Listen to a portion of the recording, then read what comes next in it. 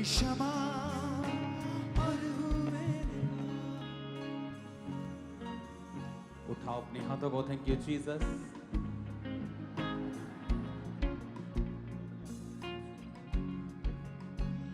हिलाओ अपने हाथों को। हजारों जुबानें गाएं, तेरा ही नाम दोहराएं, यीशु तू पवित्र है। हजारों जुबानें गाएं, तेरा ही नाम दोहराएं, यीशु तू पवित्र है। हजारों जुबानें गाएं, तेरा ही नाम दोहराएं, यीशु तू पवित्र है। हजारों जुबानें गाएं, तेरा ही नाम दोहराएं, यीशु तू पवित्र है। सारी सृष्टि पर तेरा अधिकार, तू राजाधिराज है प्रभु। सारी सृष्टि पर तेरा अधिकार, तू राजाधिराज है प्रभु। तुझसे है ज़मीन, तुझसे आसमान, जग का तू मालिक प्रभु। सब गाएं कलीसिया हाथों को उठा तुझसे के। है ज़मीन, तुझसे आसमान, जग का तू मालिक प्रभु। करते हैं सजना, इबादत हो तेरी सदा। करते हैं सजना, इबादत हो तेरी सदा। हजारों जुबानें गाएं, तेरा ही नाम दोहराएं, यीशु तू पवित्र है। हजारों जुबानें गाएं, तेरा ही नाम दोहराएं, यीशु तू पवित्र है। उठाओ अपने हाथों को। जो आने वाली सभा है उसके पंफलेट के साथ अपने हाथों को उठाओ। खुदाबंद तेरा आत्मा इन मीटिंग्स के ऊपर कार्य करे। तेरी पवित्र आत्मा की जुम्बश हो खुदाबंद, रूहों को बचाने के लिए खुदाबंद। तेरा ताजा मसा खुदाबंद इन मीटिंग्स के ऊपर उतरे खुदाबंद। हजारों लाखों रूहें बचाई जाएं मेरे सामर्थी परमेश्वर। तेरे भवन में आने वाले हर एक जन को खुदाबंद तेरे हाथों में सौंपता हूं। इन मीटिंग्स को अटेंड करने वाले लोग खुदाबंद तेरे जीवित नाम में बरकतों को पाएं। सब प्रकार की आत्मिक, सब प्रकार की शारीरिक बरकतों को पाएं खुदाबंद। शैतान के सारे बंधनों को उनकी जिंदगियों से तोड़ना खुदाबंद। पूरी तरह से उन्हें डिलीवर करके भेजना खुदाबंद। तेरा आत्मा उनको आशीषित करे। प्रभु यीशु मसीह के सामर्थी नाम में हम मांगते हैं।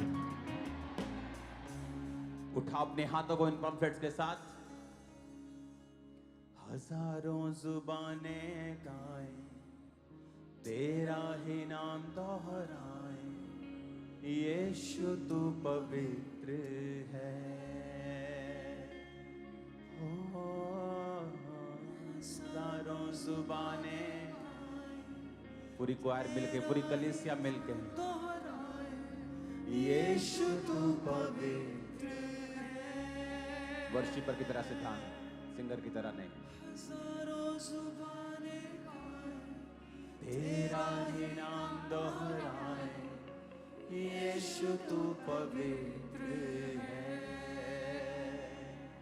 तेरा मसा उतरे खुदाबंद इन मीटिंग्स के ऊपर। तेरा मसा उतरे खुदाबंद जब ये पम्फलेट्स इनके रिश्तेदारों में, इनके दोस्तों में खुदाबंद लोगों के ऊपर जाएं खुदाबंद, उनके हाथों में जाएं। तेरा पाक रूह उन्हें मीटिंग्स की ओर खींचे मेरे सामर्थी परमेश्वर। और याद रखो, ये असली सुसमाचार है जो आप देते हैं कि प्रभु यीशु मसीह तुम्हें चंगा करेगा और आजाद करेगा। वो तुम्हें एक अच्छा जीवन देगा।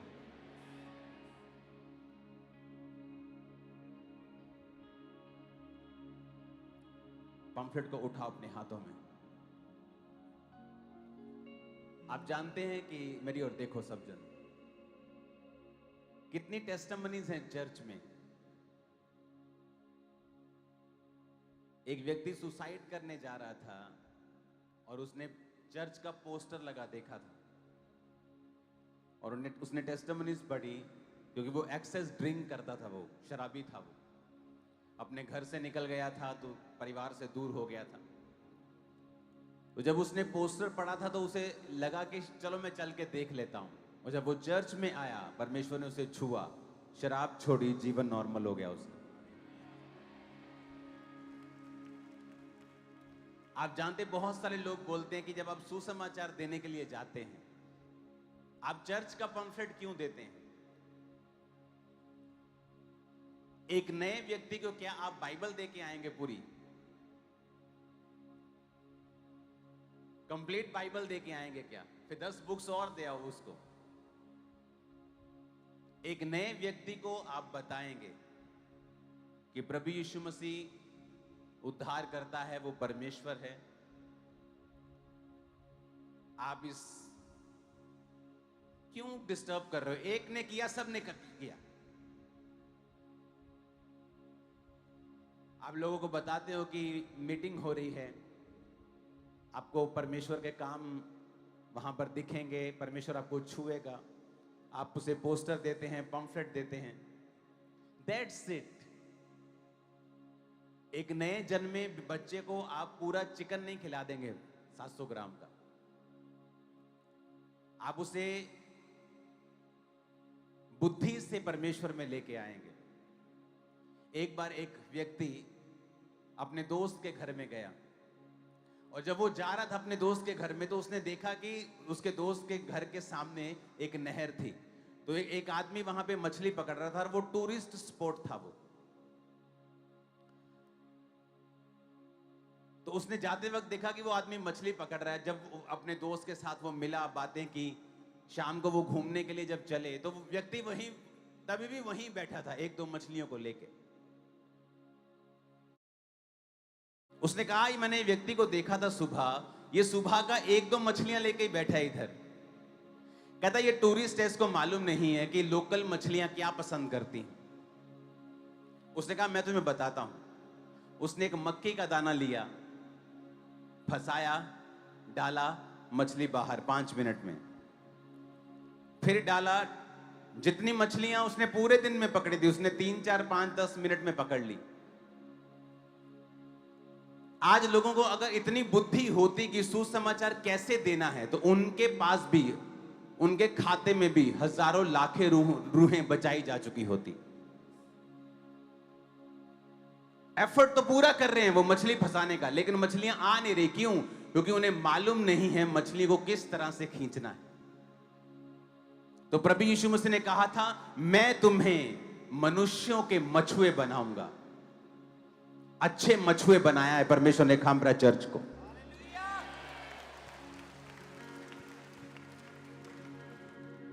आप जब किसी को चर्च का पंफलेट दे रहे हैं, तो आप चर्च का प्रचार नहीं कर रहे हैं। चर्च में कोई प्रोडक्ट की सेल नहीं मैं आप कर रहा हूं आपको। जब आप चर्च का पंफलेट दे रहे हैं, आप एक विश्वासी को एक परमेश्वर के जीवित घर में, जहां पर परमेश्वर की उपस्थिति है, जहां पर परमेश्वर लोगों की जिंदगियां बदलता है, जहां पर वचन है, जहां पर गवाहियां हैं, जहां पर लोग जीवित टेस्टिमनीज दे रहे हैं कि कैसे मेरी जिंदगी बदली। अकेली बाइबल को पढ़ के वो कैसे मैं नहीं सीख सकता था। अकेली बाइबल मेरे घर में 2 साल मेरे फ्रिज के ऊपर पड़ी रही। जब मैं परमेश्वर में आया, मेरे घर में बाइबल उससे कई साल पहले आ गई थी, और फ्रिज पर एक नीले रंग की छोटी पुस्तक पड़ी रहती थी। मुझे मालूम था कि ये कुछ क्रिश्चियन पुस्तक है, लेकिन वो बाइबल थी और उसमें मिट्टी जमी हुई थी। बाइबल में लिखा, कोई अगर समझाएगा नहीं तो क्यों कर कोई समझेगा। अगर प्रचारक प्रचार नहीं करेगा तो क्यों कर लोग विश्वास करेंगे। अगर प्रचारक भेजा नहीं जाएगा तो क्यों कर लोग सुनेंगे। तो मूर्खताई है ये कहना। सबसे बड़े मूर्ख हैं वो लोग जो कहते हैं कि चर्च का प्रचार होता है। ये चर्च का प्रचार नहीं है, जीसस का प्रचार है। 100% ऑर्गेनिक प्रचार है। अगर तुम्हें ये आता होता तो तुम भी लाखों रूहें बचा चुके होते।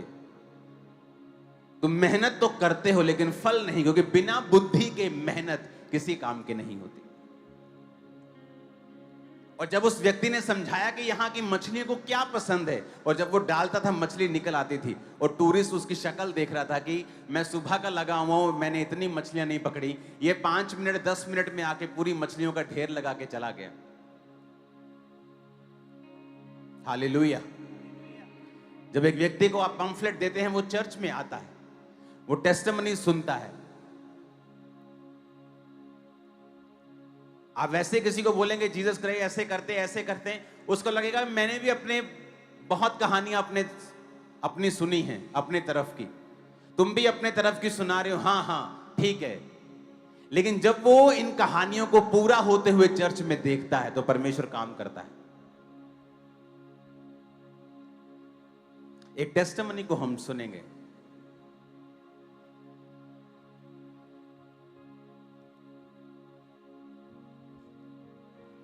बड़े ध्यान से उसको सुनना सब।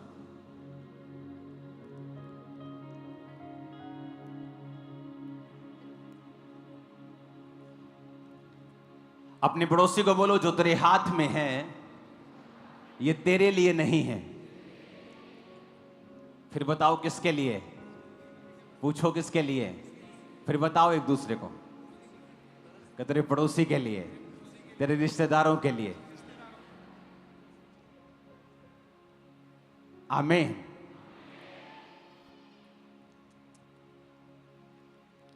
अपोस्टल जी, इस बहन का नाम? अगर मेरे घर में अकेला बाइबल पहुंचाना मुझे बचा सकता तो मेरे घर में बाइबल 2 साल पड़ी रही फ्रिज के ऊपर। लेकिन जब तक कोई आया नहीं मेरे घर में, मुझे बताया नहीं परमेश्वर के बारे में, मुझे चर्च इनवाइट नहीं किया।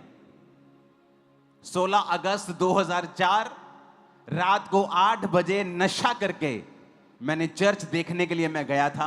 जब उन्होंने कहा था आजा चर्च देख ले, कभी कभी या संडे चर्च में आया कर, तेरे लिए हम प्रार्थना करेंगे।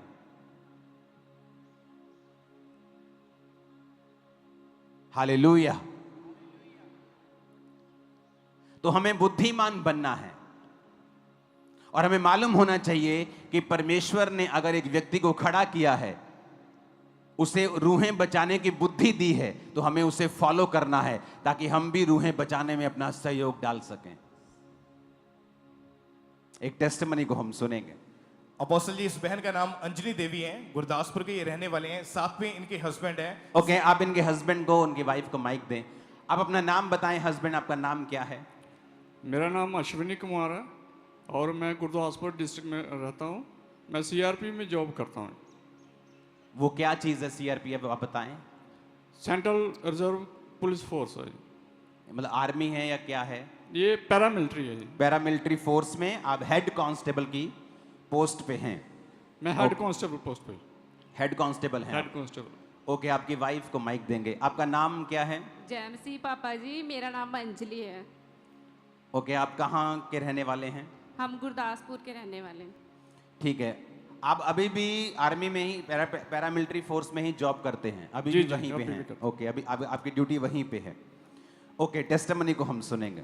अपोस्टल जी, इनकी मैरिज फरवरी 2009 में हुई थी और मैरिज के बाद से ही इस बहन के साथ सपनों में अजीब अजीब सी घटनाएं होनी शुरू हुई। इनको सांप, गहरा पानी, ऐसी चीजें नजर आती थी और इतना ज्यादा इनको डर लगता था ऊंचाई से, और हर वक्त वो डर के कारण ये इतना ज्यादा बीमार रहना शुरू हो चुके थे कि इनके पीरियड्स जो थे वो इरेगुलर हो गए। 2-2, 3-3 महीने के बाद इनको पीरियड्स आते थे। शरीर इतना वीक हो चुका था। जब बेबी के बारे में सोचा तो प्रेगनेंसी कंसीव नहीं हो रही थी।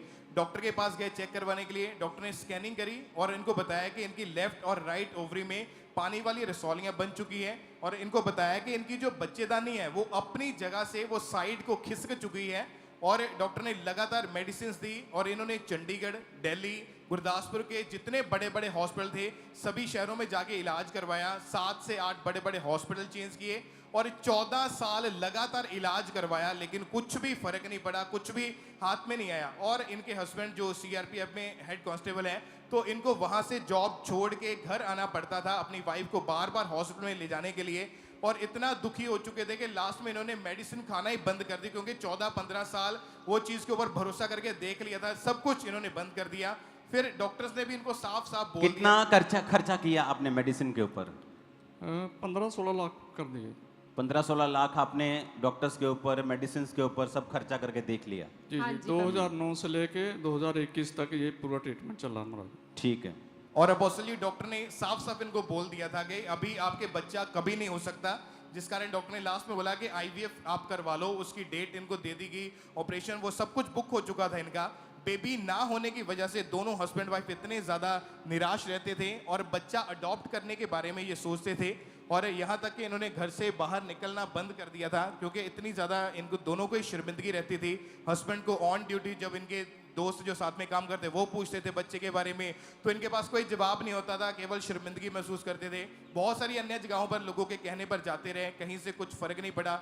जब लाखों रुपए इलाज के ऊपर भी खर्च कर चुके, सब कुछ करके देख लिया अपनी लाइफ में, सब जगह से इनको ना ही मिली, तो 2021 में अपोस्टल जी इनकी लाइफ में परमेश्वर ने एंट्री की। 2021 में इनकी ननंद को एक सपना आया कि ड्रीम में ये चर्च में आए, यहाँ खामरा चर्च में, और ये अपनी यहाँ पे आके बेबी की गवाही दे रहे हैं। और अपोस्टल जी इनकी ननंद ने उस ड्रीम के बारे में इनको बताया और परमेश्वर का सुसमाचार दिया कि तुम मेरे साथ एक बार चर्च में चल के देखो, परमेश्वर तुम्हें ब्लेस करेगा। उस समय इनके हस्बैंड जो थे वो बिलीव नहीं करते थे और उनको लगता था कि शायद चर्च में जितनी गवाहियाँ हैं वो सब फेक हैं, गवाहियाँ खरीदी। आपने कहा कि आपको लगता था कि चर्च में गवाहियां फेक होती हैं, उसके बारे में आप बताओ, आपको क्या लगता था? ये जो हम दुनिया में देखते थे या सुनते थे उसी के आधार पर ही मैंने बोला था, और मेरी भी यही धारणा हो गई थी, सोच हो गई थी कि चर्च में गवाहियां असली नहीं होती, नहीं। हाँ जी, कि फेक होते हैं, खरीदे होते हैं। खुल के बताओ क्या था दिल में? जी जी, मेरे दिमाग में जो ये चीज़ थी कि जैसे सभी दुनिया में बोलते हैं कि ये पैसा दे के खरीदते हैं, धर्म परिवर्तन करते हैं, ये ऐसे ही खरीद के खड़े कर देते हैं बंदे, तो ये सब चीज़ें के लिए मैं फिर इसको इग्नोर करता था।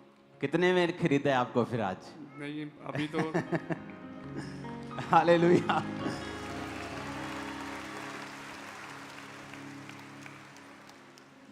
और क्या हुआ उसके अपोस्टल बाद? जी जब इनको बार बार इनके ननद ने फोर्स किया, तो एक बार ये चर्च में आए और यहाँ पर आकर इन्होंने गवाहियों को सुना, आपके द्वारा वचनों को सुना, इनका फेथ परमेश्वर के ऊपर बढ़ने लगा।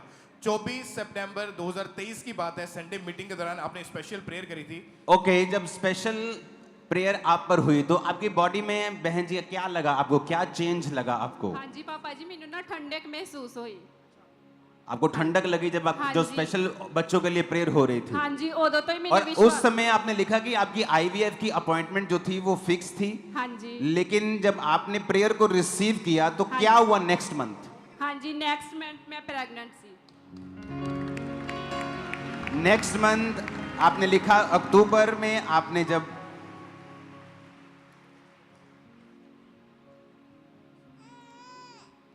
सितंबर को आपने प्रेयर को रिसीव किया, अक्टूबर में आपके पीरियड मिस हुए, आपने हाँ जब जी। चेक किया हाँ तो जी। आप प्रेग्नेंट थी और मैरिज के 15 साल बाद पहली बार आप प्रेग्नेंट हुई। हाँ जी आप पापा। आपके हस्बैंड का रिएक्शन क्या था, आप बताओ? आपके हस्बैंड क्या आप क्या सोचते थे आपके? उस टाइम जो सुना था, फिर मैं खुद चला, तो चलने के बाद जो विश्वास हुआ उस पे जिस दिन मुझे पता चला मैं बहुत रोया, रोए आप? बहुत रोया मैं। और अपोस्टल जी जब ये टेस्ट करवाने के लिए डॉक्टर के पास गए अपना शक निकलवाने के लिए, तो डॉक्टर भी हैरान थे। और डॉक्टर की ये स्टेटमेंट थी कि ये कोई इंसान के हाथ का काम नहीं, ये मिरेकल है जो खुदा ने आपकी जिंदगी में किया है। माइक, क्या बोला डॉक्टर ने? हाँ जी, डॉक्टर बोलते सी कि कितना हो गया, ऐदा हो नहीं सकता। मैं कहा मेरे परमेश्वर ने सारा कुछ कर दिता, मैंने ब्लेस कर दिया। और जब अपोस्टल जी डॉक्टर ने उसके बाद स्कैनिंग करी, कोई रसौलियां नहीं थी, यूट्रस अपनी जगह पर आ चुका था, 9 मंथ प्रेगनेंसी में सेफ रखा परमेश्वर ने, और 16 साल की शर्मिंदगी को खत्म करके एक खूबसूरत बेटी के साथ परमेश्वर ने ब्लेस किया है। पूरे आनंद के साथ तेरी रहमत से ही तू लेता है सबको भली, हजारों जुबानें गाए तेरा ही नाम दोहराए, यीशु तू पवित्र है। पूरी चर्च का हाथ को उठा के हजारों जुबानें गाए तेरा ही नाम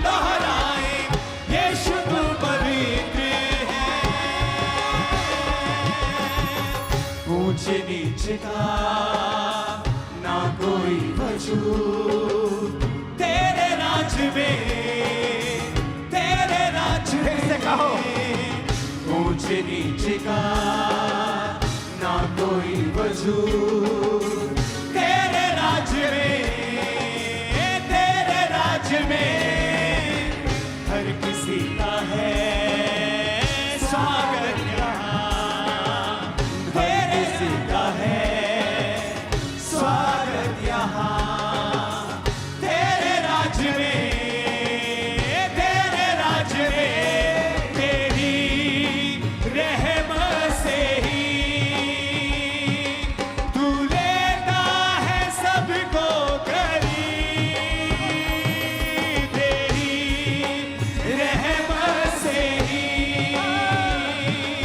तू लेता है सबको करीब।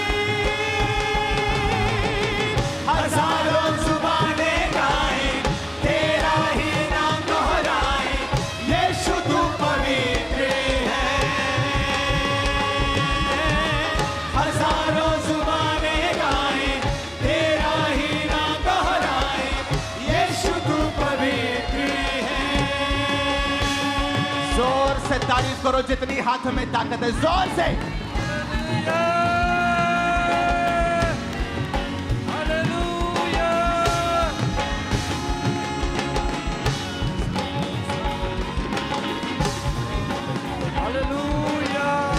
उठा अपने हाथों को, थैंक यू जीसस।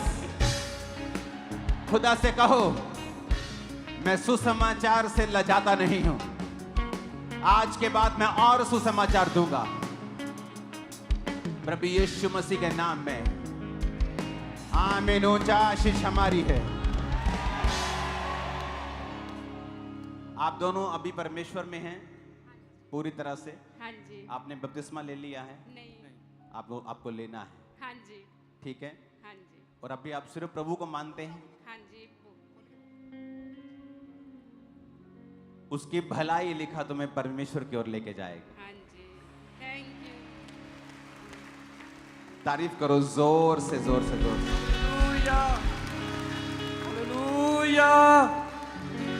अपने घुटनों के भार बैठो, अपने हाथों को उठाओ।